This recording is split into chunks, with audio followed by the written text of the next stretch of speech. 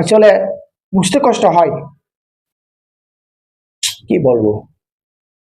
প্রিয় বন্ধুরা, আপনারা এই ভিডিওটি বেশি বেশি শেয়ার করবেন, কারণ আপনারা যদি শেয়ার করেন আমি কথা বলতে সাহস পাবো। আর যদি শেয়ার না করেন তাহলে আমি কথা বলবো না, বলার সাহস পাবো না, কারণ আমার পক্ষে কেউ নেই। তখন আমার জীবনে নিরাপত্তা থাকবে না। আমি যখন অন্যায়ের বিরুদ্ধে কথা বলবো, আমি যখন অন্যায়ের প্রতিবাদ করব, তখন আমার জানের বই থাকবে, আমার নিরাপত্তা থাকবে না, কারণ আপনারা আমার পক্ষে নেই। সুতরাং এই ঘটনার বিচার হোক জনগণের সামনে, জনসম্মুখে। এই ধরনের এই লালসা মিটিত লোকদের বিচার হতে হবে জনগণের সম্মুখে, সাধারণ মানুষের সামনে। সেই সরকার থেকে এই আশা চাই।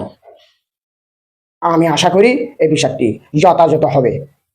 সবাই ভালো থাকবেন, সুস্থ থাকবেন।